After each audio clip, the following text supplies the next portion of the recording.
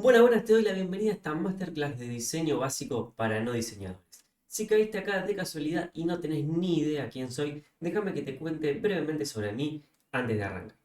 Mi nombre es Maxi y en 2019 fundé Calavera Studio, un estudio de ilustración y de diseño que con el tiempo se fue especializando en branding y en diseño de imagen de marca. Actualmente también ofrecemos otros servicios que tienen que ver con la creación de contenido para marcas y el manejo de redes sociales. Desde hace varios años también comparto en Instagram y en TikTok tips y tutoriales sobre diseño en general y sobre productividad. Así que si todavía no me seguís, ya sabés lo que tenés que hacer cuando termines de ver este curso. Como si esto fuera poco, en paralelo también tengo un estudio de animación llamado Cafune Studio con un socio que vive en Brasil. En Cafune Studio hacemos videos animados para marcas y cualquier tipo de animación que no se hace en Calavera Studio. Bien, ahora que ya sabes un poco más sobre mí, vamos a lo que realmente nos importa. En esta masterclass vamos a ver absolutamente todos los conceptos básicos de diseño para que puedas comenzar a diseñar por tus propios medios. No tenés que tener ningún conocimiento previo porque vamos a ver todo absolutamente desde cero. Así que no te preocupes. Vamos a empezar hablando de color. Vamos a ver cómo se generan los colores, qué son los modos de color. Vamos a entender cómo podemos elegir un color en función de lo que queremos transmitir y cómo combinar los colores entre sí. Después vamos a hablar de tipografía. Vamos a ver qué tipos hay, cómo se clasifican, qué características tiene cada una. Vamos a hablar un poco de la importancia de la jerarquía en los textos y vamos a ver cómo combinar tipografías entre sí. Después de eso vamos a hablar de composición, vamos a ver los principios de la Gestalt, vamos a profundizar en algunos y te voy a enseñar cómo aplicar la famosa ley de tercios. Y para terminar vamos a ver los formatos típicos para los principales tipos de diseño y las medidas que tiene que tener cada uno de tus diseños para que puedas subirlas a redes sociales sin ningún problema. Tenemos un largo camino por delante, así que prepárate un mate, un café, agarrá algo para anotar y empecemos. Bien, vamos a iniciar este workshop de diseño básico para no diseñadores hablando de uno de los temas más importantes y más apasionantes del mundo del diseño o del mundo del arte, y ese tema es los colores. Y no podemos empezar de otra manera que no sea como arranca cualquier diseñador o cualquier artista, que es con un lienzo completamente en blanco. A partir de este lienzo en blanco vamos a poder construir absolutamente cualquier color que nosotros necesitemos. Pero para eso vamos a tener que contar con tres colores principales que son conocidos como los colores primarios. Si alguna vez fuiste al jardín o si tenés un hijo, un sobrino, un primo que ha llegado al jardín, seguramente en algún momento de su vida le han hecho comprar témperas de estos tres colores. Estos tres colores que estás viendo son los famosos colores primarios y son el azul, el amarillo y el rojo. Se denominan colores primarios porque son los colores fundamentales a partir de los cuales vamos a construir todo el resto de colores. Como son tres, los vamos a colocar ubicados en un triángulo. Ahora, ¿cómo formamos a partir de estos tres colores cualquier otro color? Muy fácil. Supongamos que queremos mezclar el rojo con el amarillo. Lo mezclamos en partes exactamente iguales de rojo y amarillo y vamos a obtener un color que está justo en el medio, en el camino entre el rojo y el amarillo. Ese color va a ser un color anaranjado. De la misma manera, si mezcláramos en proporciones iguales el color azul con el color amarillo, vamos a tener un color que se encuentra justo en el centro. No es ni muy azul ni muy amarillo. Ese color es el color verde. Y haciendo lo mismo, mezclando el azul con el color rojo, el color que se encuentra justo en el centro es el color violeta. Estos tres colores que surgen de la mezcla de colores primarios entre sí se denominan colores secundarios y son el naranja, el verde y el violeta. Ahora, ¿qué pasa si mezclamos colores secundarios con colores primarios? Por ejemplo, ¿qué pasa si mezcláramos este naranja que acabamos de crear con el rojo que teníamos originalmente? Lo que va a surgir es un color intermedio que es un rojo anaranjado o un naranja rojizo que va a tener la misma proporción de color rojo que de color naranja. De esa misma manera, si mezclamos el rojo con el violeta, vamos a obtener un color medio borrabino o un violeta muy oscuro o un rojo tirando a violeta. Esto mismo nosotros lo podemos repetir con absolutamente todos los colores secundarios, mezclándolos con todos los colores primarios, y de esta manera vamos a formar estos colores que son los colores terciarios.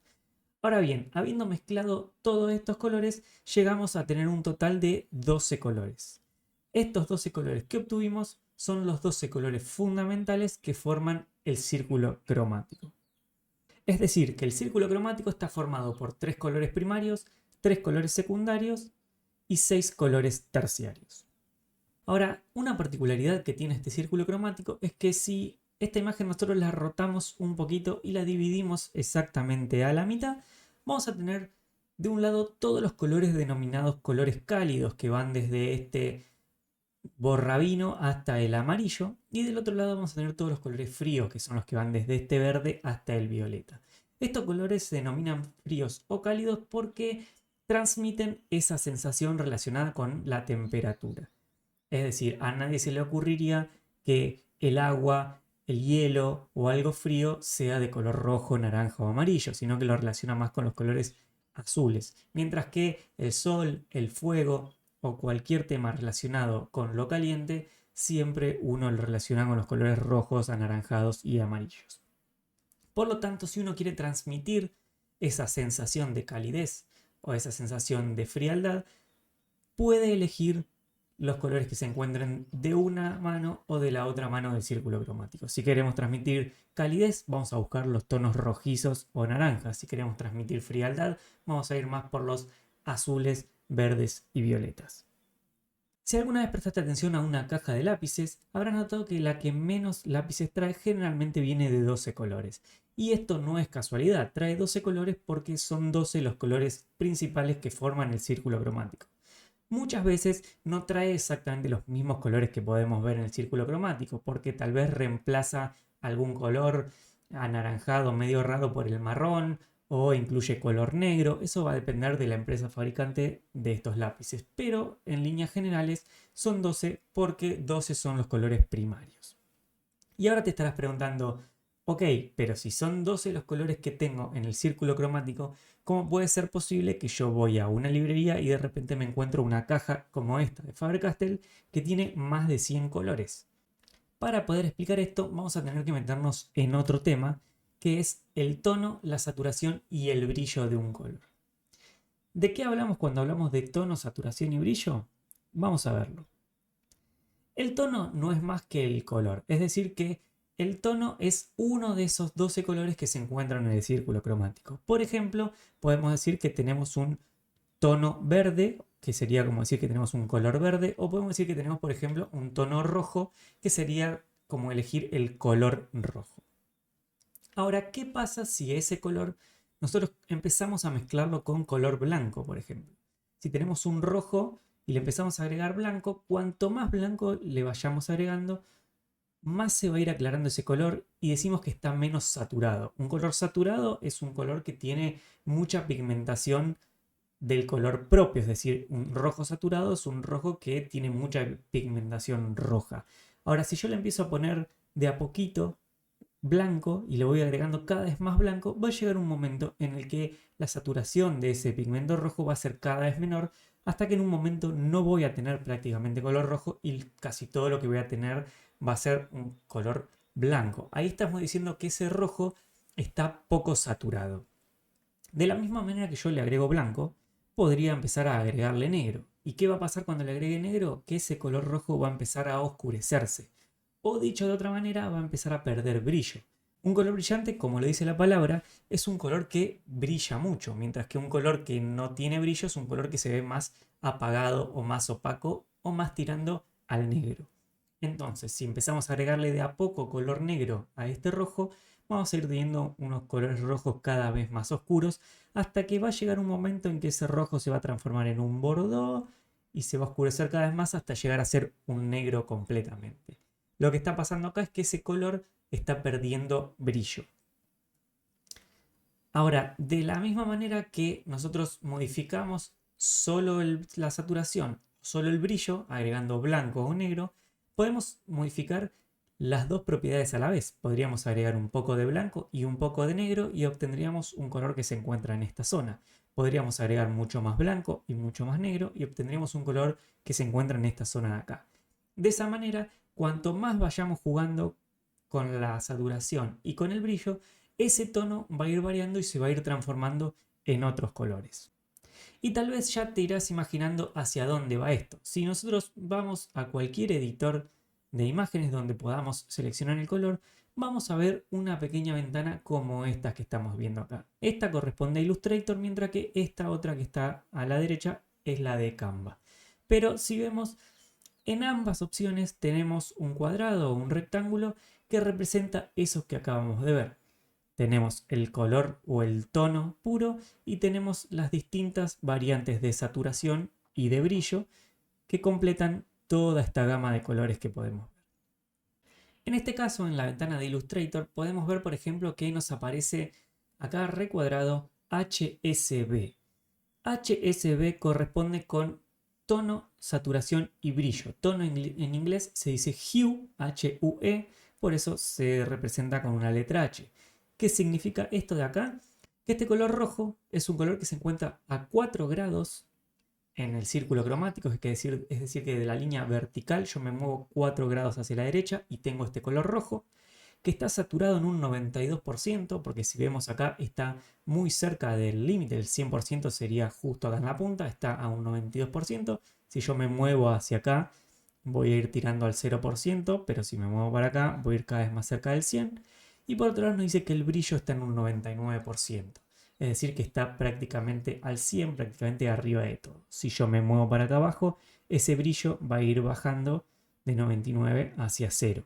No voy a pretender que me creas que en las aplicaciones de diseño o en casi cualquier aplicación que puedas modificar el color, esto aparece así que te lo voy a mostrar. Vení, vamos a ver. En Illustrator vamos a ver la ventana que acabamos de ver recién. Si hacemos doble clic acá en el color, nos va a aparecer esa ventana desde la cual podemos elegir el color que nosotros queremos. En esta barra vertical vamos a poder elegir el tono, el hue. Vamos a ver que si nosotros nos movemos, va a ir variando el H. 88 grados, 100 grados, hasta 360, porque el círculo cromático es un círculo y tiene 360 grados.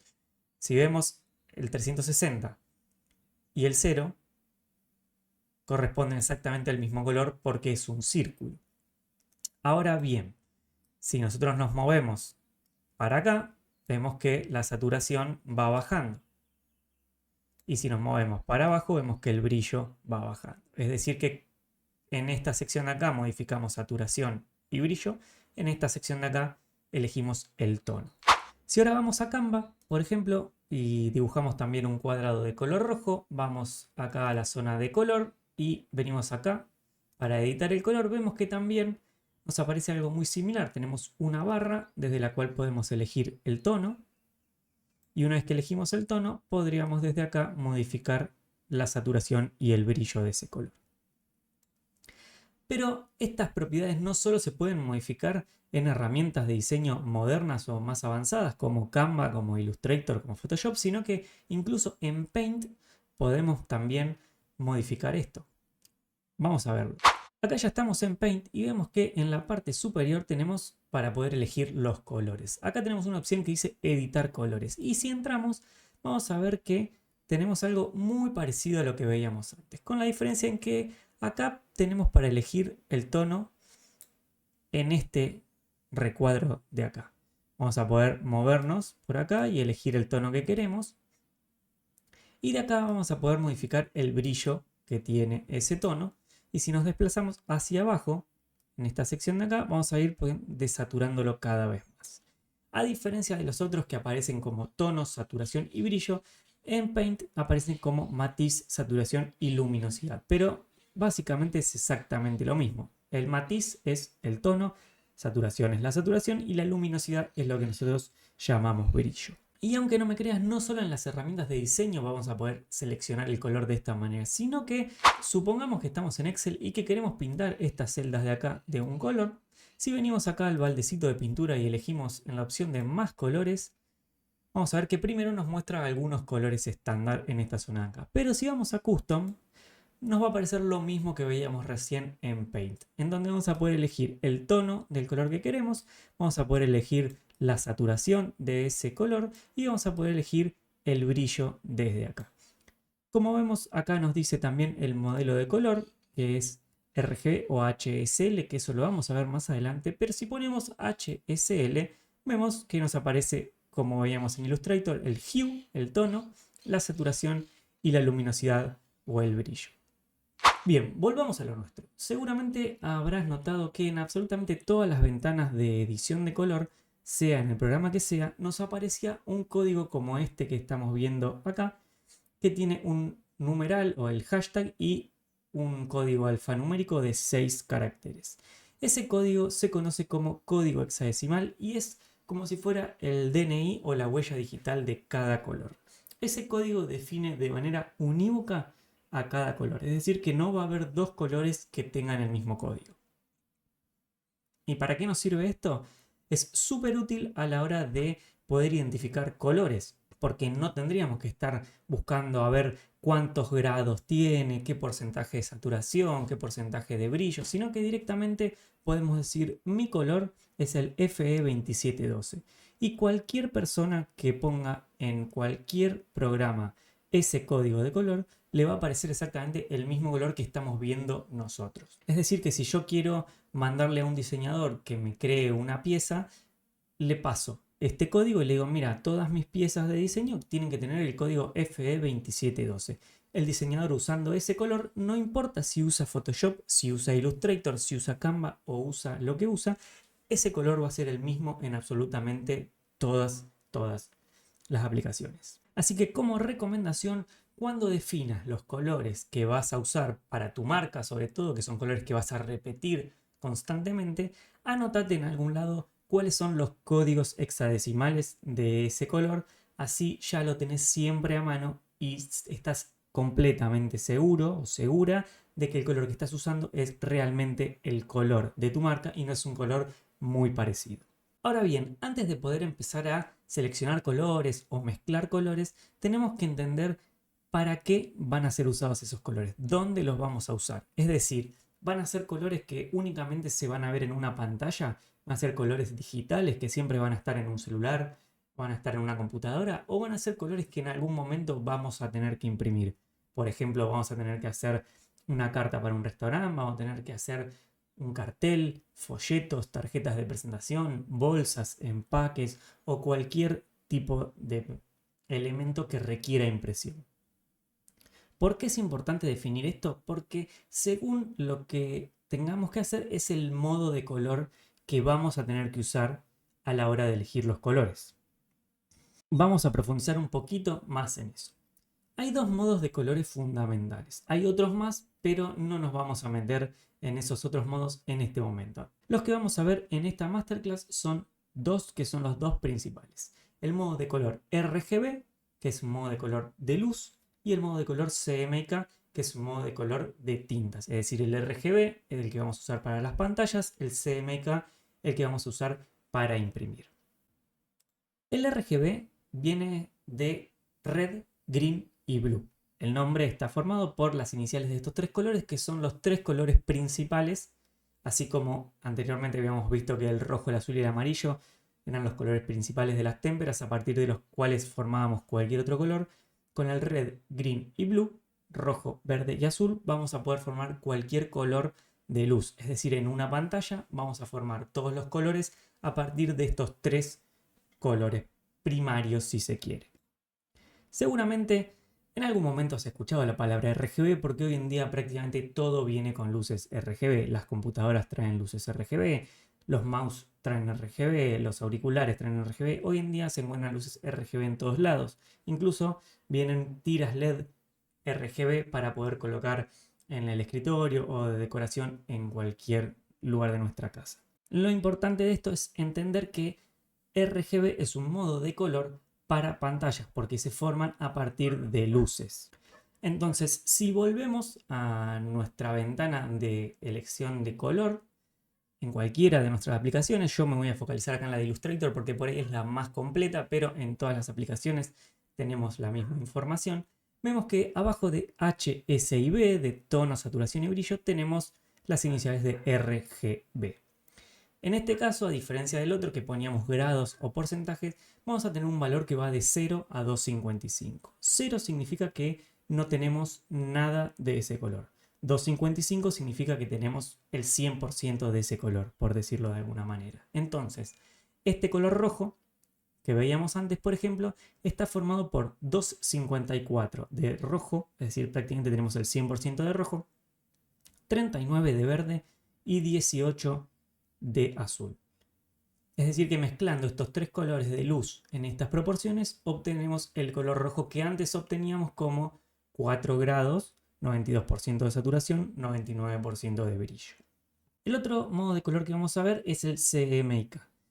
CMYK también viene de las iniciales de los colores que forman ese modo de color, que son el cian, el magenta, el amarillo, y la K corresponde al color negro que se denomina key o color clave. Si alguna vez tuviste una impresora, seguramente has tenido que comprarle los toners o los cartuchos y habrás notado que los cartuchos vienen exactamente de esos colores. Uno tiene que comprar cartucho negro, amarillo, cian y magenta. ¿Qué quiere decir esto? Que cualquier color en tintas lo podemos formar mezclando esas 4 tintas en distintas proporciones. Si volvemos a la ventana de selección de color, vamos a ver que a la derecha de donde teníamos tono, saturación, brillo, RGB y el código hexadecimal, ahora tenemos también CMYK. Estos sí son porcentajes y van siempre del 0 al 100. Lo que significa es qué cantidad de cada uno de esos colores yo tengo que mezclar para formar el color que estoy eligiendo. En este caso, por ejemplo, estamos hablando de rojo, entonces tenemos 0 de cian, 89% de magenta, que como vemos el magenta es el más parecido a un rojo, 89% de amarillo y 0% de negro. Como vemos acá, si mezclamos magenta con amarillo, tenemos un color rojo.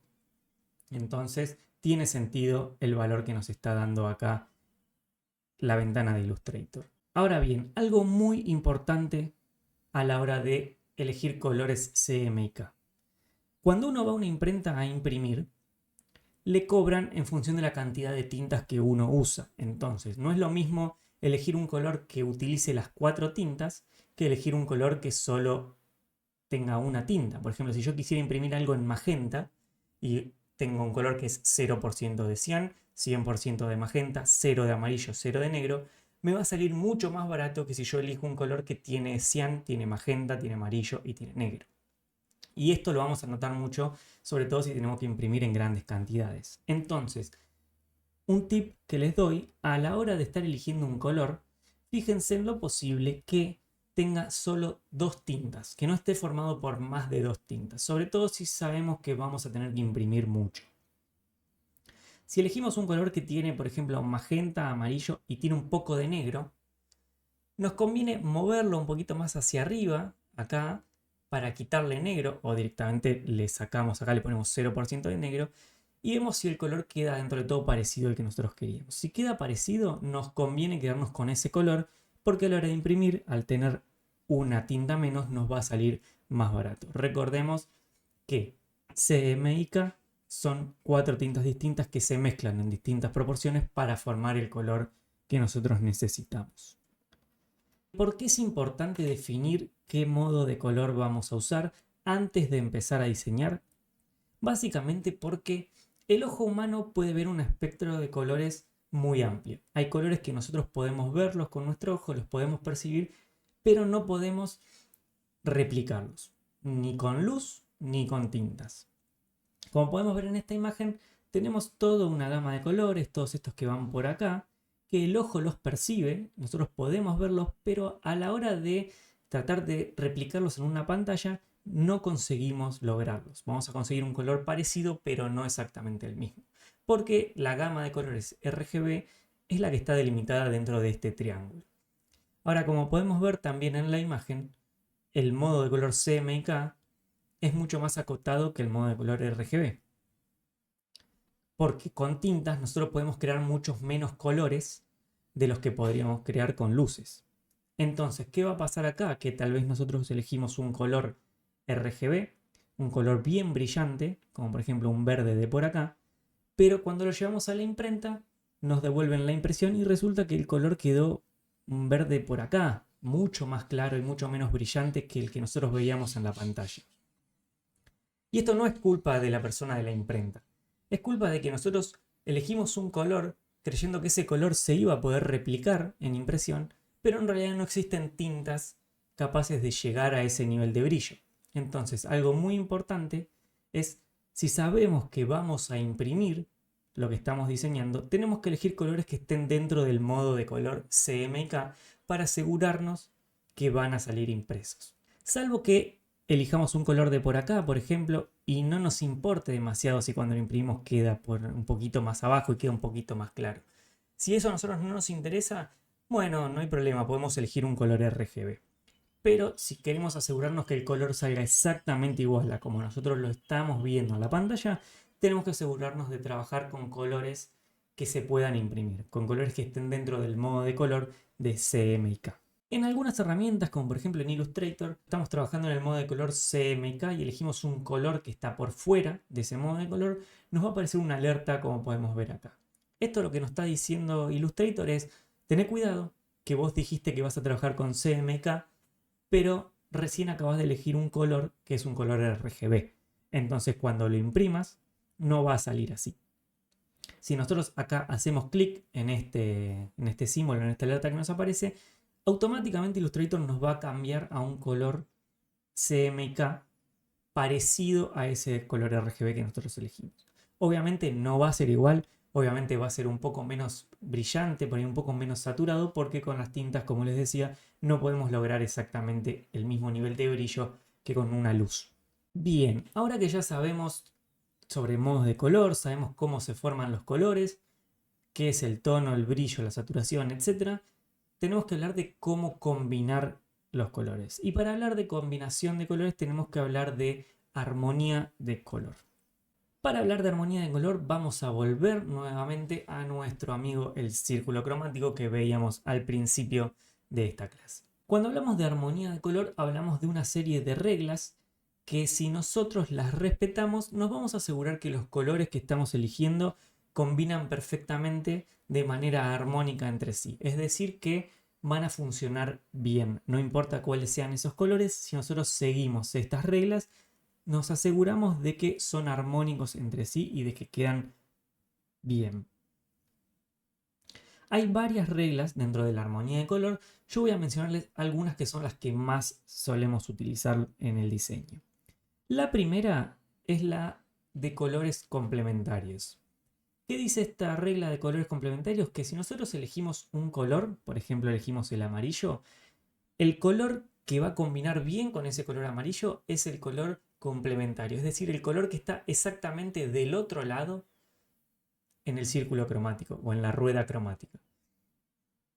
Es decir, que sería como el antagonista. Esto mismo podemos replicarlo con cualquier color, es decir, si elegimos el rojo, el color complementario del rojo es el verde. Si elegimos el azul, el color complementario del azul va a ser el naranja y así sucesivamente.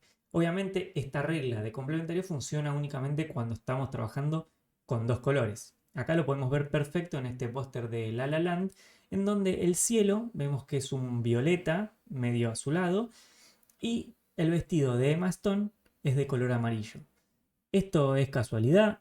No, obviamente no. Se eligió de esta manera porque los colores son complementarios y como podemos ver, contrastan bien y el color amarillo del vestido resalta perfectamente en el cielo violeta. Ahora, ¿qué pasa si tenemos más de dos colores? Otra de las reglas de armonía nos habla de los colores análogos. ¿Qué son los colores análogos? Son los colores que están uno al lado del otro en el círculo cromático. Por ejemplo, en este caso, los naranjas, o los tonos amarillos y anaranjados, son todos colores análogos. ¿Por qué? Porque están todos uno al lado del otro en el círculo. De la misma manera, si nos vamos del otro lado del círculo, los tonos azulados son análogos, los tonos violetas son todos análogos, los verdes son colores análogos. Es decir, que son colores que están dentro de todo en la misma gama. Acá nosotros podemos trabajar con 2, 3, 4 colores. Yo no me extendería más porque si ya empezamos a agregar más, nos meteríamos dentro de los verdes, por ejemplo, y ya ahí no son colores análogos los verdes. Como podemos ver acá en el póster del Rey León, únicamente se usaron colores análogos. Si vemos, todo está en tonalidades rojizas. Tenemos rojos, naranjas, amarillos. Incluso el pasto no es verde, es un pasto anaranjado. Está manchado del color anaranjado que tiene el cielo. Y de esta manera logramos que todo parezca que forma parte de lo mismo. Todo tiene un sentido.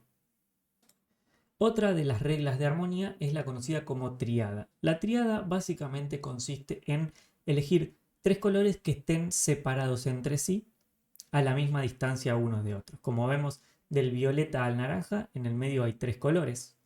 De este naranja al verde, en el medio hay 3 colores. Y del verde al violeta, entre medio hay 3 colores. Es decir, que formamos un triángulo equilátero que podemos ir rotando y los colores que van quedando en los extremos de ese triángulo van a ser colores armónicos. Que si recordamos cuando empezamos con todo esto, los colores primarios, el rojo, el amarillo y el azul, formaban parte de un triángulo equilátero, es decir, que formaban una tríada. Por ejemplo, podemos verlo acá en el Guasón. No es casualidad que el traje del Guasón sea violeta, que el chaleco sea naranja y que los pelos sean blancos. Estos colores están elegidos de esta manera porque forman una tríada y eso quiere decir que son armónicos entre sí.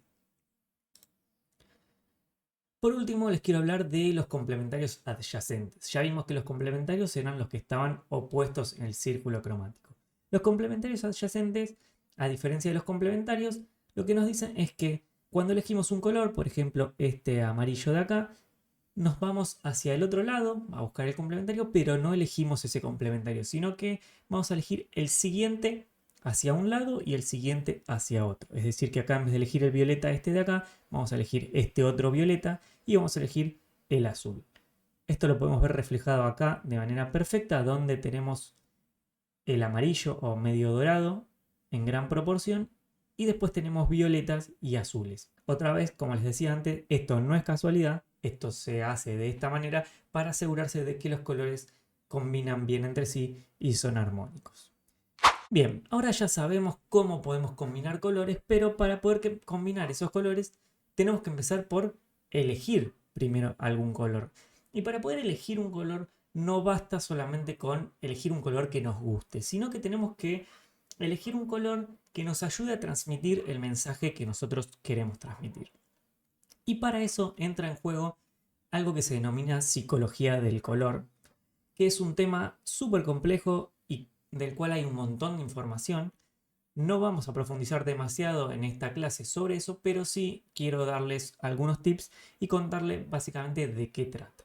La psicología del color nos dice que cada color transmite alguna sensación o alguna emoción. Por ejemplo, el color rojo suele estar relacionado con amor, con valentía, con determinación, pero esto no siempre es exactamente así y no se cumple como si fuera una regla estricta, sino que va a depender mucho del contexto. Así como el rojo puede significar amor en un contexto, el rojo en otro contexto puede significar ira o agresividad. De la misma manera, por ejemplo, un verde puede significar salud o esperanza, pero en otro contexto completamente distinto puede significar, por ejemplo, asco. Cada color va a transmitir alguna sensación o alguna emoción por sí solo, pero siempre va a depender del contexto. Entonces, a la hora de elegir un color, lo primero que tenemos que pensar es cuál es el mensaje que queremos transmitir con nuestro color.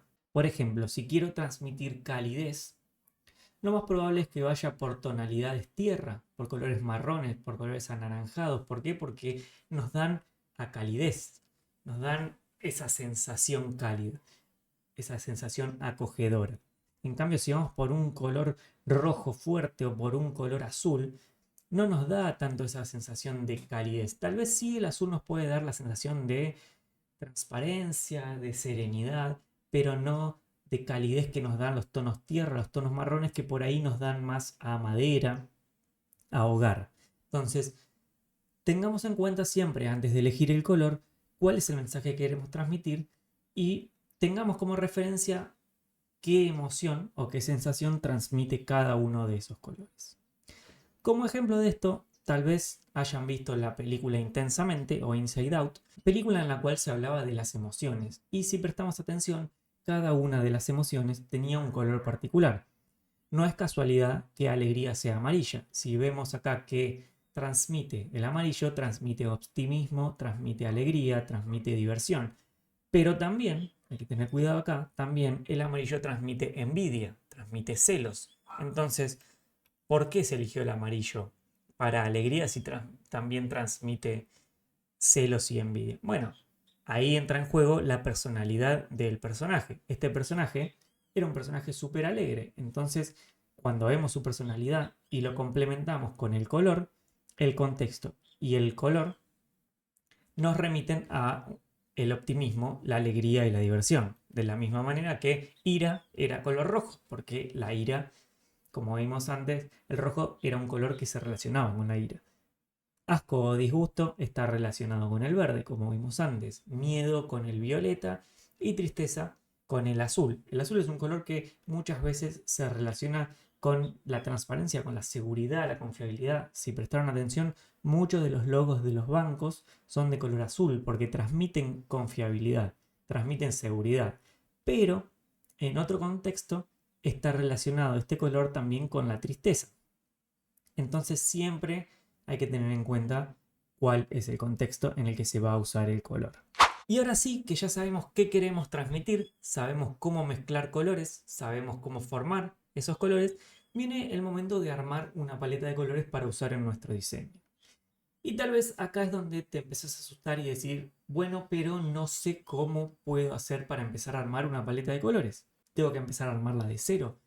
Tengo que elegir un color y seguir todas esas reglas que vimos antes para elegir los otros colores. Pero antes vos me dijiste que combine 2 o combine 3. Y si necesito más colores, bueno, tranquilos. No siempre hay que crear todo absolutamente de cero. Como vemos en estos casos, estas paletas de colores están obtenidas a partir de imágenes. Si nosotros estamos buscando en internet, en Pinterest o donde sea, y vemos imágenes que nos gustan los colores, podemos obtener la paleta a partir de esas imágenes que nos gustaron. Por ejemplo, en este caso, este cielo, tenemos tonos violetas, tonos amarillos, naranjas, tonos bordeaux, que forman una paleta muy interesante. De la misma manera, en esta imagen tenemos este celeste de fondo, medio pastel, de distintas tonalidades de rosas, de distintas tonalidades de verde, que son colores muy interesantes también si buscamos transmitir algo de tranquilidad, por ejemplo, con colores más pastelosos. Entonces, no siempre tenemos que tratar de crear todo desde cero. Si vemos imágenes que nos gustan y que nos atraen visualmente, por algún motivo esas imágenes nos resultaron atractivas. Nos resultaron atractivas seguramente porque quien sacó esa fotografía, quien diseñó ese diseño, valga la redundancia, o quien hizo esa ilustración, pensó anteriormente en estos colores. Ya hizo el trabajo por ustedes. Entonces, no se vuelvan locos tratando de crear algo absolutamente desde cero, sino que aprovechen ese trabajo que ya hizo otra persona y ustedes simplemente tomen los colores. Y tal vez ahora estés preguntando, bueno, perfecto, pero si yo quiero crear mi propia paleta de colores de cero, tengo que acordarme absolutamente de todas las reglas de armonía que me acabas de mencionar y tengo que tener siempre presente cómo es el círculo cromático y qué color es el complementario de cuál otro y en qué posición está cada uno de los colores. Obviamente no. Obviamente nadie se acuerda de eso. Obviamente nadie tiene pegado en su oficina o en su habitación un círculo cromático y lo está mirando todo el tiempo, porque para eso hay miles de herramientas, hay un montón de páginas web que nos solucionan la vida. Vamos a ver una que es la que yo uso generalmente, que es la página de color de Adobe, la empresa que hace Illustrator, Photoshop y tantos otros programas de diseño. La página de color de Adobe es color.adobe.com, o si no, simplemente googlean Adobe Color y les va a aparecer enseguida la página. Cuando entramos a la página vamos a ver algo como esto. Tenemos un montón de opciones como explorar, tendencias y demás, que lo vamos a ver más adelante. Por ahora nos vamos a enfocar en crear, que podemos acceder desde acá o podemos venir acá a crear temas de color. Acá lo que nos va a permitir es armar la paleta de color que nosotros queremos. Como vemos en este ejemplo, tiene 6 colores. Supongamos que nosotros queremos trabajar solo con 3. Podemos venir acá a cada uno y darle al tachito de basura para borrar los colores que no nos interesan. Ahora que nos quedamos con 3, lo que podemos hacer es fijar uno que es el que nos interesa. En este caso, el que está fijado es este de acá porque vemos que tiene una flechita color negro. Pero supongamos que nosotros queremos que el color base sea este de acá.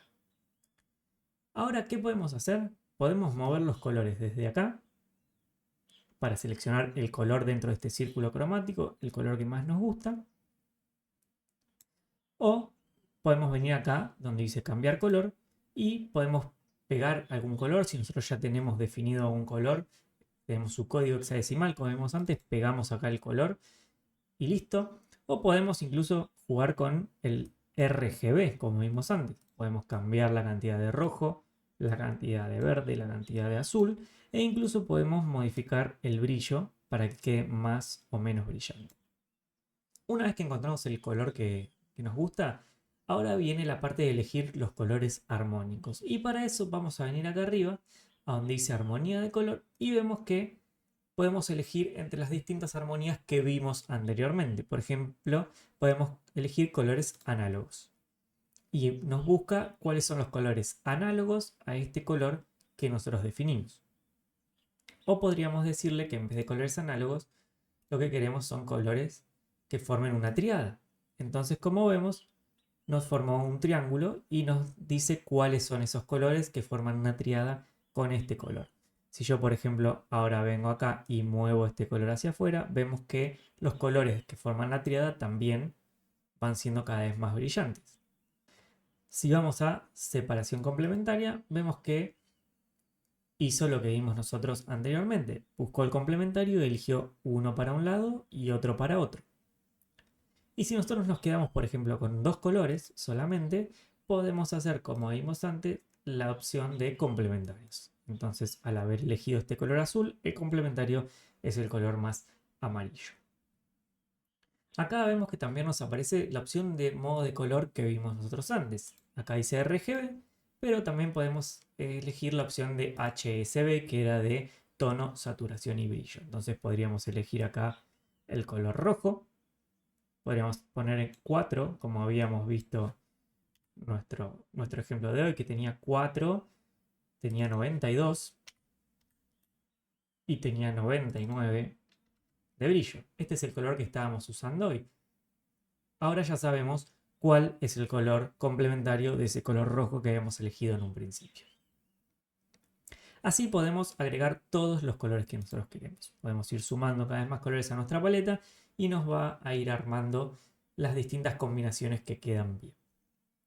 Esto les recomiendo que empiecen a jugar, que se guarden esta página como favorita para tenerla siempre a mano y que empiecen a jugar con los colores y sigan las armonías que aparecen acá en el listado de armonías. Hay un montón de funciones más, además de esta de crear nuestra paleta de color. Por ejemplo, tenemos la sección de explorar, donde si vamos acá, vamos a ver que hay un montón de paletas de colores ya creadas que se generaron a partir de alguna imagen, por ejemplo, como esta. Lo que podemos hacer acá, si usamos algún producto de Adobe como Photoshop, Illustrator, es añadirlo a nuestra biblioteca. Pero si no, podemos descargar esta imagen y tenerla como referencia para usar esos colores. Acá podemos investigar y hay un montón de paletas de colores de distintas tonalidades. Si le damos a siguiente acá, vamos a seguir viendo más. Y así podemos estar todo el tiempo que queramos hasta encontrar la paleta que más se adecue a lo que nosotros estamos necesitando. También tenemos una sección de tendencias donde vamos a ver las paletas de colores que están actualmente en tendencia, es decir, lo que se está utilizando actualmente. Entonces podemos basarnos en eso para hacer nuestros diseños también, sabiendo que, por ejemplo, en la sección de moda, estos son los colores que se están usando actualmente. Entonces, si usamos estos colores en nuestro diseño, nos aseguramos que son colores que están en tendencia. Lo mismo para diseño, ilustración, los tenemos divididos en distintas categorías. Otra de las páginas que podemos utilizar también es la de Canva. Canva tiene también una sección de colores, es canva.com/colors. Tenemos esta sección de paletas de colores donde lo que podemos hacer es elegir alguna de las que tenemos acá. Si no, podemos buscar colores, temas o palabras clave. Lo importante de esto es que está en inglés, pero si nosotros ponemos, por ejemplo, blue, vemos que nos aparecen un montón de paletas de colores con tonos azules. Si ponemos, por ejemplo, summer, de verano, vemos que nos aparecen paletas de colores que en su nombre tienen algo que ver con el verano. Quien creó estas paletas le puso por algún motivo verano en su nombre. Entonces son colores que están relacionados de una u otra manera. Vamos a tener miles y vamos a poder buscar las que más nos guste. Por ejemplo, elegimos esta, hacemos clic, acá nos muestra de dónde está sacada, a partir de qué imagen están sacados estos colores, cuáles son esos colores, y tenemos el nombre y el código hexadecimal que lo podemos usar después, como vimos, en cualquier herramienta que nosotros usemos para diseñar. Si bajamos un poquito nos pone otras paletas de colores relacionadas con esa paleta que también nos va a ser muy práctico por si algún color no nos termina de convencer y queremos complementarlo con otro color de otra paleta. La siguiente es Picular. Picular funciona más o menos de la misma manera que la de Canva. Acá podemos buscar colores relacionados con absolutamente cualquier cosa. Por ejemplo, yo quiero buscar colores relacionados con un bosque. Entonces podría poner forest. Y nos da colores relacionados con la palabra que busqué. Claramente los que más nos van a dar son tonalidades verdes, porque estamos hablando de un bosque, pero podríamos poner, por ejemplo, otoño. Y nos va a dar colores relacionados con el otoño. Como vemos, todos los colores tienen su código hexadecimal, o sea que podríamos tranquilamente copiar este código y usarlo en cualquier diseño. También si vamos acá a la imagen, nos muestra la imagen en la que está basado ese color, a partir de qué imagen se obtuvo ese color para relacionarlo con el otoño. Y así podemos buscar lo que se nos ocurre. Otra página que a mí me gusta mucho es Colors, que lo que nos permite es o explorar también paletas de colores que están en tendencia o generar nuestra propia paleta. La parte de explorar es exactamente la misma que las otras páginas. Como vemos, tenemos un montón de paletas y en cada una tenemos el código correspondiente a ese color. Si le hacemos clic, lo copiamos, podemos ir a nuestra herramienta de diseño y pegar ese código hexadecimal. Pero la herramienta más copada que tiene esta página es el generador. El generador está buenísimo porque nosotros vamos a poder ir creando nuestra propia paleta de manera random en función de lo que vamos necesitando. Dicho así suena raro, pero vamos a ver cómo funciona. Vamos a empezar con una cierta cantidad de colores y nosotros podemos desde acá, si queremos, eliminamos el color para quedarnos con menos o podemos agregar más colores. Vamos a mover el color de posición y podemos bloquearlo para que este color no cambie. ¿Por qué es importante esto? Porque si yo toco la barra espaciadora, los colores van a ir variando de manera aleatoria. Entonces supongamos que yo le di a la barra espaciadora, llegamos a esta paleta de colores, pero esta paleta de colores me gusta solo este verde. Entonces el verde lo bloqueo. En realidad no es un verde, es un gris. Acá nos dice gris ceniza. Entonces ahora cuando le vuelvo a dar a la barra espaciadora, lo que varían son los otros tres colores, pero este me quedó bloqueado. Entonces supongamos que ahora me gusta este. Lo bloqueo y le voy a ir dando a la barra a encontrar otros colores que me gusten. Por ejemplo, me gustó este, lo bloqueo. Y ahora sigo dando en la barra hasta que aparezca un nuevo color acá que me gusta.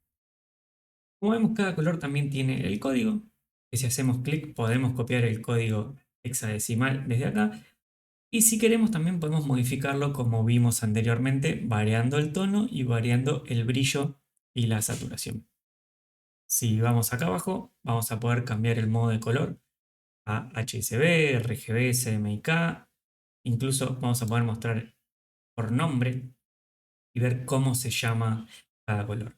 Lo que a mí me gusta mucho de esta página es que junto con cada color te da un nombre, que no es una información fácil de encontrar. Los colores no suelen venir con su nombre porque es algo que no está estandarizado, es algo que se pone libremente, pero muchas veces cuando queremos poder identificar un color con un nombre, para no andar inventando, está bueno venir acá y ver qué color, qué nombre nos dice que tiene ese color.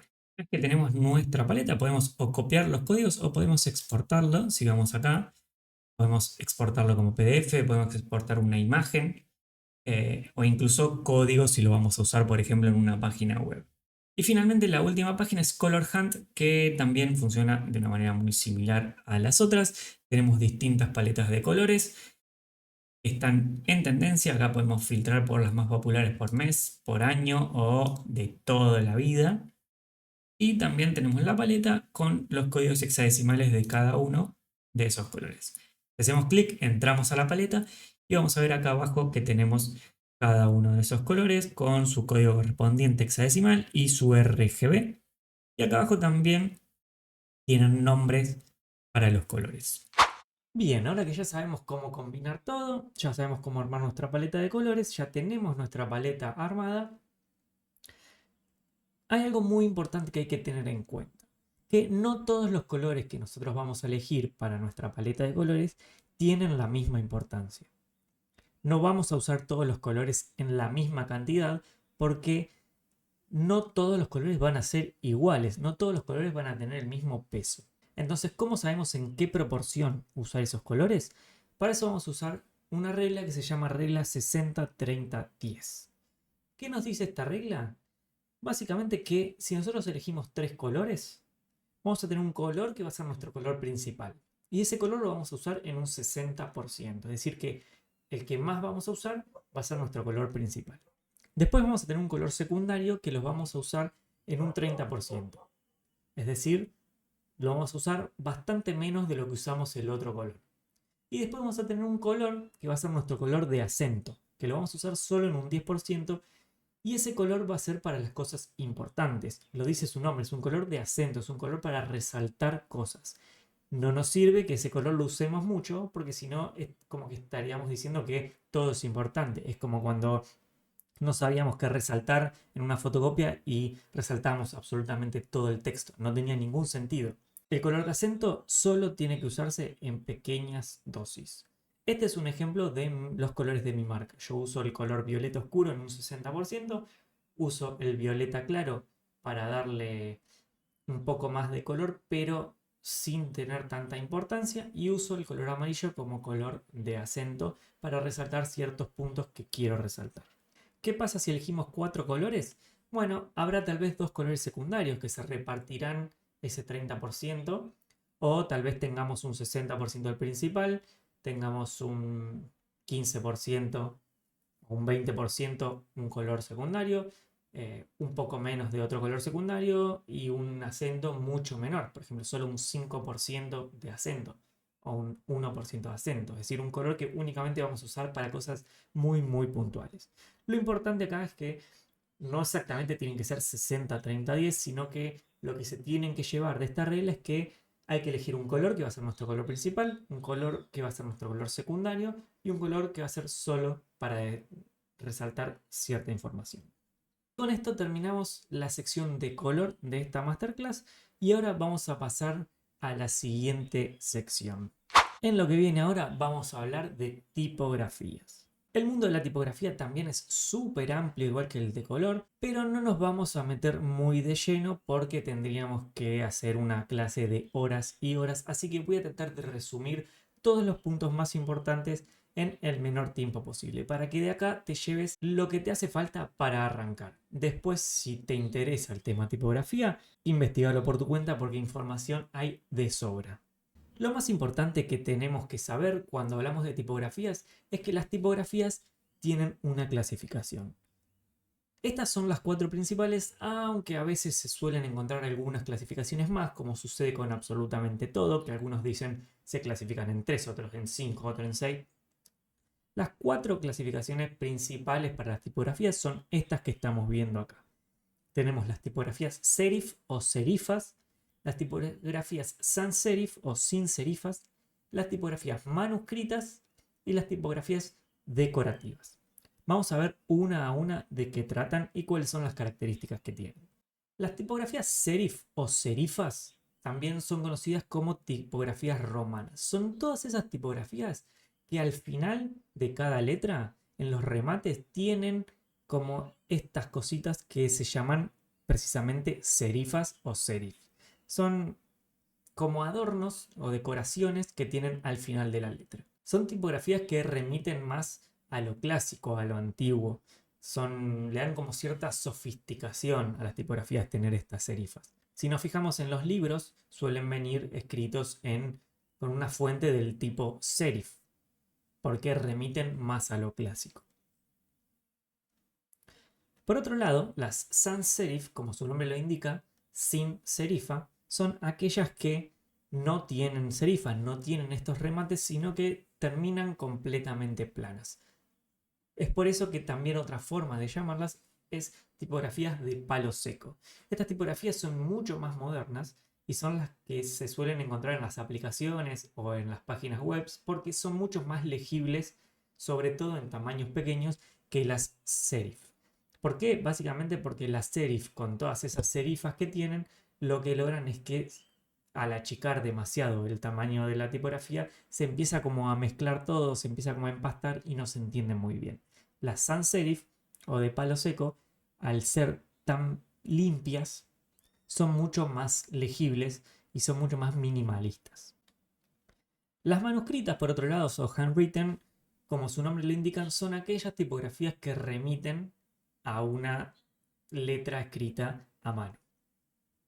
Tienen la característica de que son por ahí un poco más creativas o que tienen más personalidad que una sans serif o que una serif.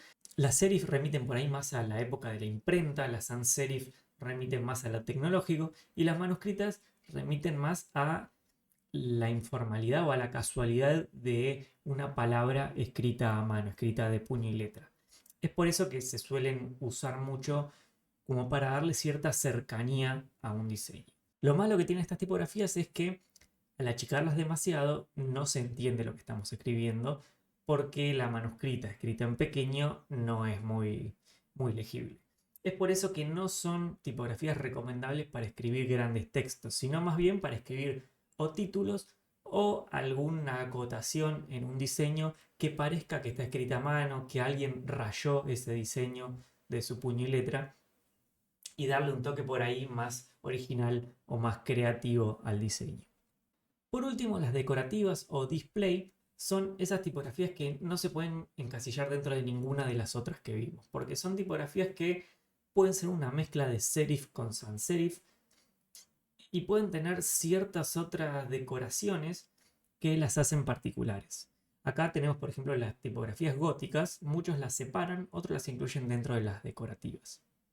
Las decorativas, igual que las escritas a manos, están buenas para usar en títulos o para usar en 2 o 3 palabras, pero no podemos escribir grandes textos porque, como vemos, al tener tanta decoración, como su nombre lo indica, llega un momento que se tornan medias ilegibles.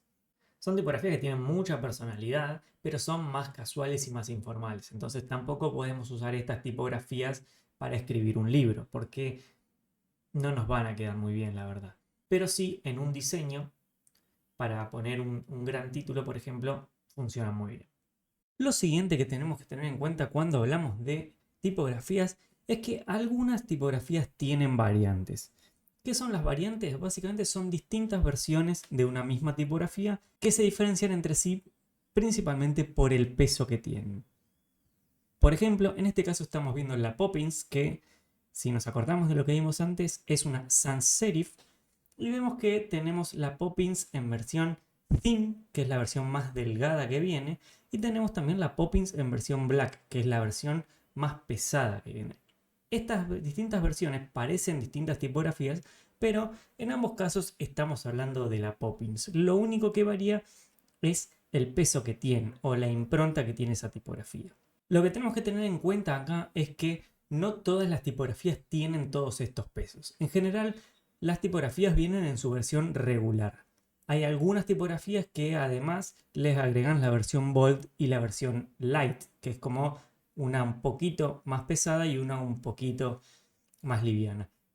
No todas tienen, como vemos la Poppins, que tiene 7. Esto se debe a que cuando uno diseña una tipografía, porque hay personas que diseñan las tipografías y cuando la diseñan tienen que hacer letra por letra, símbolo por símbolo, todos los caracteres que forman parte de esa tipografía.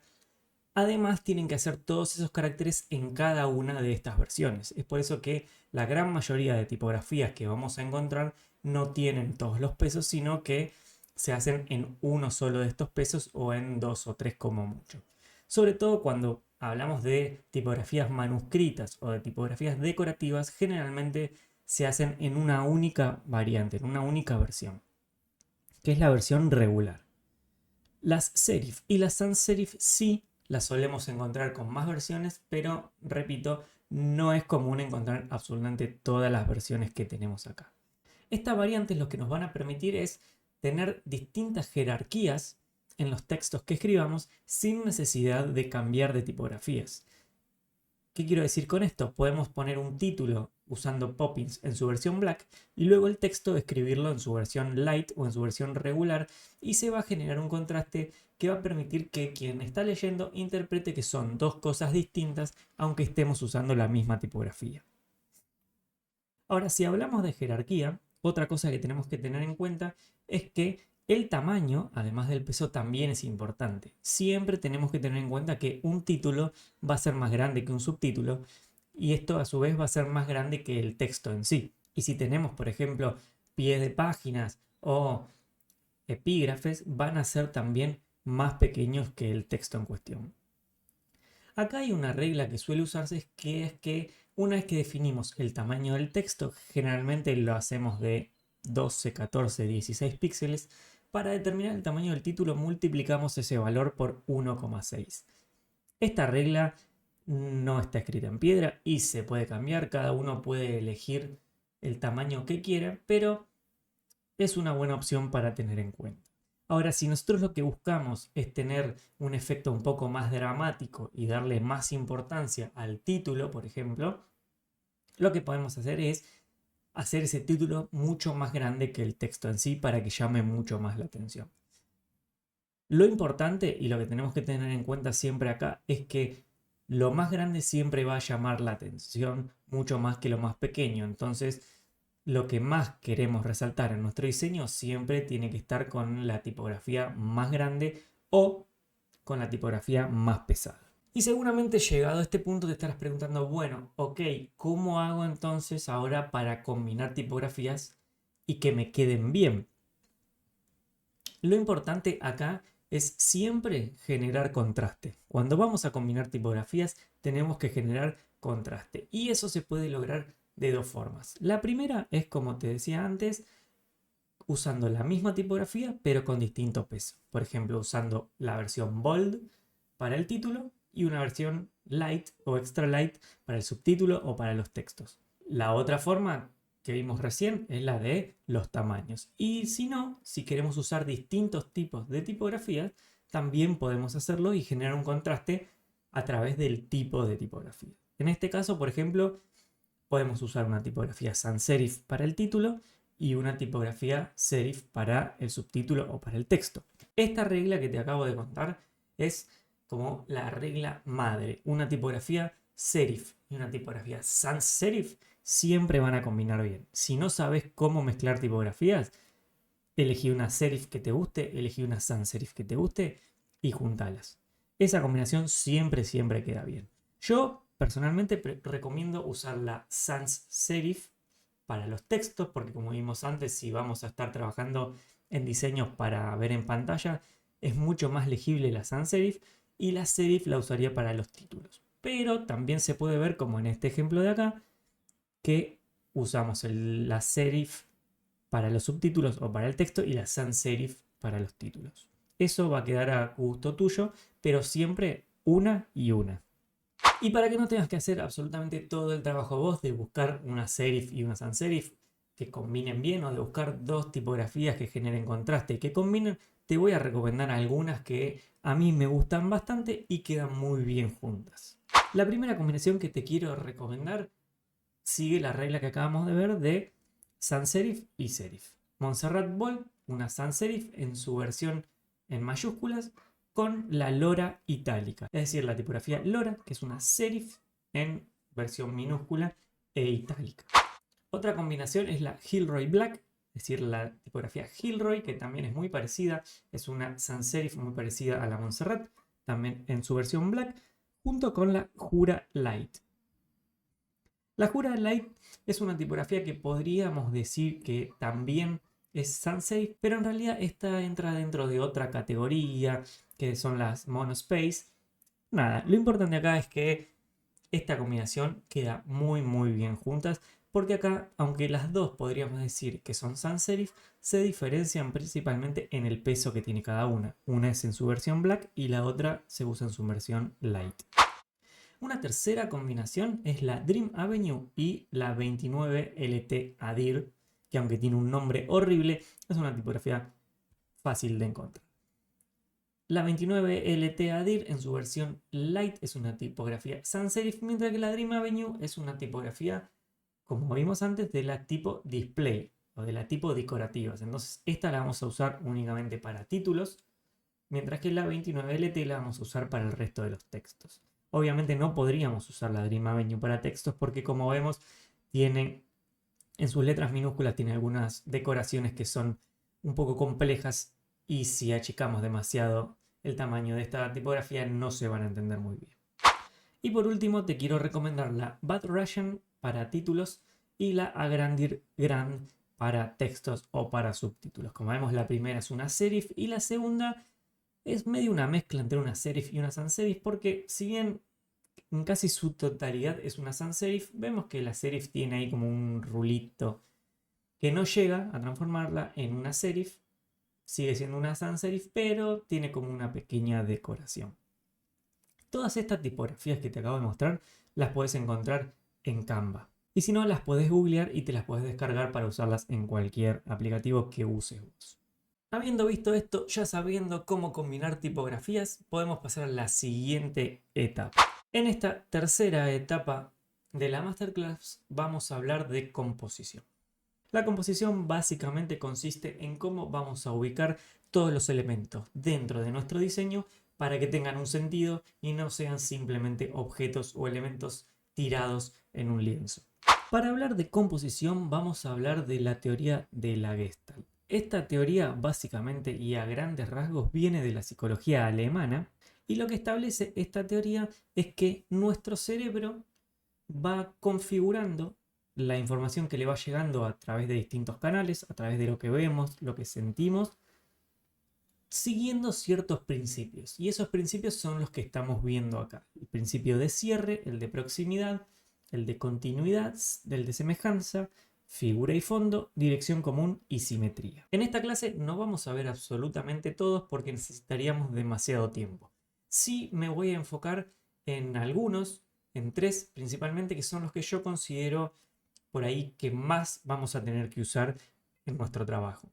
El primer principio del que vamos a hablar es el principio de semejanza. Lo que establece este principio es que si nosotros logramos identificar ciertos objetos como similares o como semejantes, vamos a intentar unirlos y hacer que formen parte de un mismo conjunto. Por ejemplo, en este caso tenemos todos círculos del mismo tamaño y que están uno al lado del otro separados la misma distancia. Sin embargo, como tienen distintos colores, nuestro cerebro los agrupa por colores. Para nuestro cerebro, esta imagen no es un cuadrado formado por 4 círculos de ancho por 4 círculos de alto, sino que para nuestro cerebro son 4 círculos violetas al lado de 4 círculos color cian, que están debajo de otros 4 círculos violetas que están al lado de otros 4 círculos color cian. Es decir, nuestro cerebro agrupa cosas según las similitudes o las semejanzas. En este caso agrupa por color, pero podría haber agrupado por formas o podría haber agrupado por tamaños. Entonces, ¿cómo aplicamos este principio en nuestro diseño? Lo que nosotros queremos que el espectador lo perciba como parte de un mismo grupo, lo vamos a hacer que se relacionen de alguna manera, que sean del mismo color, que sean del mismo tamaño, que sean de la misma forma. De esta manera nos vamos a asegurar de que inconscientemente la persona que esté viendo nuestro diseño agrupe esas cosas que eran individualidades siguiendo el principio de semejanza. El siguiente principio es el principio de simetría. Este principio nos dice que si nosotros tenemos dos cosas que son completamente simétricas, el cerebro va a tratar de verlas como parte de una única cosa. En este caso tenemos un póster de una exposición de bicicletas en Nueva York. A nuestro cerebro no le interesa que la mitad derecha del póster sea una foto de una alcantarilla y la mitad izquierda sea una ilustración vectorial de una rueda de bicicleta. Nosotros vemos este póster y este póster tiene sentido. ¿Por qué? Porque las dos mitades que forman la rueda y la alcantarilla son del mismo tamaño, se complementan entre sí porque son simétricas y forman un círculo perfecto. Entonces, para nuestro cerebro, este póster tiene todo el sentido del mundo, a pesar de estar conformado por cosas que aparentemente y a simple vista uno creería que no irían bien y no combinarían. ¿Qué te quiero decir con este principio? Que no te limites a utilizar un solo recurso. Jugá con fotos, ilustraciones, diseños, lo que a vos se te ocurra.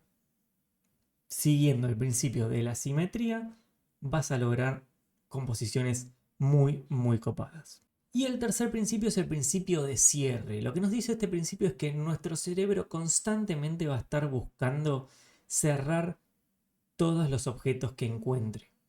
Y eso lo podemos ver más que claro en este dibujo de acá, que en realidad, si prestamos atención, son solamente círculos, son 5 círculos a los que le falta un triángulo. Pero nuestro cerebro lo primero que ve cuando miramos esta imagen es una estrella en el centro. La realidad es que esa estrella no existe, esa estrella nunca nadie la dibujó. Pero al haber dibujado esos círculos y haberlos colocado de esa manera, en esa posición, nuestro cerebro se ve en la obligación de cerrar esa imagen y completar la estrella que está en el centro. Este principio es muy utilizado sobre todo en el diseño de logotipos. Como podemos ver acá en el de la WWF, el panda no está cerrado y sin embargo nuestro cerebro lo cierra e identifica que esto es un panda. De la misma manera, en el logo de Adobe, si prestamos atención, estos son dos triángulos espejados y en el medio tenemos esta forma rara. En ningún momento nadie dibujó una A, pero nuestro cerebro tiende a cerrar esto, a formar un cuadrado y queda formada una A blanca. Como te decía antes, la Gestalt tiene otros principios más, así que si te interesa la psicología, te recomiendo que busques más información sobre esto porque la verdad es un tema súper interesante, pero que no podemos ahondar en esta clase porque es una clase introductoria. Ahora bien, no podemos hablar de composición sin hablar de la ley de tercios. Y estoy seguro que sabes de qué estoy hablando, aunque no lo conozcas con ese nombre. Si tenés un teléfono, seguramente en algún momento de tu vida has usado la cámara y seguramente cuando abriste la cámara has notado que tiene una rejilla como esta que estamos viendo en la imagen. Esta grilla lo que nos permite es poner en práctica la ley de tercios. Básicamente la ley de tercios lo que hace es dividir nuestra sección de interés, nuestra pantalla o nuestro lienzo en tercios, es decir, en 3 columnas y en 3 filas. De esta manera nos van a quedar 9 rectángulos o 9 cuadrados exactamente del mismo tamaño. Lo que establece esta regla es que los puntos de mayor interés de nuestra composición van a ser los puntos en los que se intersectan las dos líneas verticales del centro con las dos líneas horizontales. Es decir que estos 4 puntos van a ser los puntos de mayor interés y son los puntos sobre los cuales deberíamos colocar la información más importante que va a tener nuestra composición. Además, las dos líneas verticales también son líneas de interés. Es decir que si colocamos un objeto sobre esta línea vertical, va a llamar mucho más la atención. Y esto funciona así porque esos son los puntos y las líneas a las que va nuestro ojo inconscientemente en el primer momento que vemos una imagen. Vamos a ver algunos ejemplos prácticos de esta ley. Acá tenemos, por ejemplo, una fotografía que a simple vista parece una fotografía normal y que fue sacada sin ningún criterio particular. Sin embargo, si le aplicamos la regla de tercios, vamos a ver que la chica está colocada exactamente sobre una de las líneas verticales de nuestra cuadrícula. Además, si prestamos atención, el pasto ocupa exactamente uno de los 3 tercios horizontales, mientras que el cielo ocupa los 2 tercios siguientes. Eso también es muy importante porque lo que ocupe mayor espacio va a ser lo que para nosotros es más importante. En este caso, claramente, el fotógrafo o la fotógrafa intentó darle un mayor protagonismo al cielo y al sujeto. Vamos a ver otro ejemplo. En este caso tenemos otra chica caminando con un paraguas. Si colocamos sobre esta imagen nuestra grilla de ley de tercios, vemos que la chica está colocada justo por donde pasa una de las líneas verticales y que su cara queda casi en el punto de interés, que es el punto de intersección de esta línea vertical con esta línea horizontal. Eso nuevamente no es casualidad, está hecho así adrede. ¿Qué logramos con esto? Que nosotros interpretemos o nuestro cerebro interprete que esta chica viene caminando desde el lado izquierdo, va hacia el lado derecho y que recién está entrando en nuestro plano. Es decir, que está comenzando recién a caminar y lo podemos interpretar como que está llegando. Si la chica hubiese estado sobre esta línea, ya hubiese recorrido la mayor parte de la imagen y nosotros podríamos pensar que esa chica se está yendo. En este caso, podemos decir que la chica está llegando a nuestra imagen. Vamos a ver un caso más. En este caso tenemos un perro corriendo en una playa. Si aplicamos acá la regla de tercios, vemos que el perro está colocado justo sobre la línea vertical y sobre el punto de intersección de la línea vertical con la línea horizontal inferior. Otra vez, esto no es casualidad, el fotógrafo o la fotógrafa lo hizo adrede porque sabía que nuestros ojos iban a ir primero a uno de estos puntos. Vamos a volver ahora a la primera foto que vimos, en la que te mencioné que el pasto solamente ocupaba un tercio mientras que el cielo ocupaba 2/3 de la imagen. Esto también es algo que te recomiendo que tengas muy en cuenta, sobre todo cuando vas a estar sacando fotografías. Uno lo que tiende a hacer cuando no conoce esta regla es ubicar en el centro de la imagen el horizonte. De esta manera creemos que nos queda una imagen completamente centrada y que está bueno que la imagen esté centrada porque nos estructuramos y solemos creer que todo lo que está centrado está perfecto. Pero una imagen centrada es una imagen aburrida. ¿Por qué? Porque en realidad no terminamos de entender si lo que más nos tiene que importar es lo que está por arriba del horizonte o lo que está por abajo. De esta manera, colocando por ejemplo el pasto ocupando solo un tercio, estamos diciendo que el pasto no es lo importante, que lo realmente importante acá es el cielo. De la misma manera, si estamos viendo una imagen, por ejemplo, de un mar y le damos 2/3 de importancia al mar y 1/3 al cielo, claramente estamos queriendo mostrar que el mar es más importante que el cielo para nosotros, por lo menos en esa fotografía. Entonces, como recomendación, cuando saques fotos o cuando dibujes incluso, nunca pongas justo en el centro la línea del horizonte, sino que juega con esto de la ley de tercios. Y para ir terminando con esta clase, vamos a hablar de medidas. Así como era importante definir el modo de color cuando empezábamos a diseñar, también es importante definir cuál es el formato con el que vamos a trabajar. ¿Por qué? Porque cada soporte va a tener un formato específico y va a tener ciertas medidas específicas. Por ejemplo, si hablamos de smartphones o de teléfonos celulares, la medida estándar es 1080 x 1920 píxeles. ¿Qué quiere decir esto? Que si hacemos un diseño que tiene menos de 1920 píxeles de alto, nos va a sobrar espacio por arriba o por abajo, y si hacemos un diseño que tiene más de 1080 de ancho, va a haber partes del diseño que no se van a ver en nuestro smartphone. Entonces, esto es súper importante tenerlo en cuenta. Ahora, si nosotros giramos nuestro smartphone, nos va a quedar exactamente lo contrario, 1920 de ancho por 1080 de alto. Esta medida de 1920 por 1080 es también la medida que utilizamos en computadoras. Entonces, por ejemplo, a la hora de hacer una presentación en PowerPoint, en Canva o donde sea que la hagas, a la hora de hacer un video para YouTube, por ejemplo, que se va a ver en pantalla completa, es importante que tenga por lo menos esta medida de 1920 por 1080 o un múltiplo de 1920 por 1080. Puede ser el doble, pero si duplicamos 1920, también tenemos que duplicar 1080.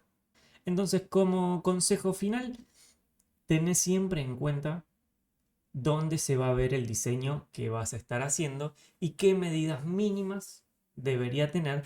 ¿Por qué? Porque si trabajamos con píxeles, es decir, si no trabajamos con vectores, cuando necesitemos agrandar ese diseño, lamentablemente se va a pixelar, se va a ver borroso y va a quedar mal. Entonces siempre es importante saber de antemano cuál es el tamaño mínimo que tiene que tener el diseño. Y para ir cerrando, si hablamos de formatos y de medidas, no podemos no hablar de medidas para redes sociales, porque hoy en día prácticamente la mayor parte de los diseños que hacemos son subidos a alguna red social. Entonces, cuando hablamos de historias, de Reels o de TikToks, tenemos que tener en cuenta que la medida es de 1080 x 1920, que es la medida de las pantallas de celulares que veíamos hace un ratito. Si hablamos de post de Instagram, hay que tener en cuenta que desde hace un tiempo ya los posts de Instagram no son más cuadrados. Los posts de Instagram ahora son verticales, son rectangulares, pero un poco más chicos que las historias o los reels. La medida para estos es de 1080 por 1350. Y por último, los posts cuadrados de Instagram que ya no se usan, y te recomiendo que no sigas subiendo posts cuadrados a Instagram, la medida es de 1080 por 1080. Ahora, más allá de que no se usen, ¿por qué es importante conocer esta medida? Porque si nosotros nos fijamos en la grilla del perfil en Instagram, del feed, vamos a ver que esa grilla sigue siendo cuadriculada. Entonces, aunque nosotros hagamos un diseño, un post vertical como nos pide Instagram, en esa grilla del feed se va a ver cuadrado. Entonces, ¿qué hay que tener en cuenta acá? Que todo lo importante del diseño que queremos que se vea bien en el feed va a tener que ir dentro de un cuadrado de 1080 por 1080 que estaría en el centro del posteo vertical. Lo que quede por fuera de las líneas de ese cuadrado no se van a ver en el feed, pero sí obviamente cuando la persona ingrese a ese posteo, ahí sí lo va a ver. Y hasta acá llegamos en esta masterclass. Espero que te haya servido y que hayas aprendido muchas cosas nuevas. Ya no tenés excusas para empezar a crear diseños, ya sea para tu marca o simplemente por diversión. Así que manos a la obra. Muchas gracias por haber confiado en mí. Y como decía Rui Torres, no necesitas ser un experto para ser un gran artista.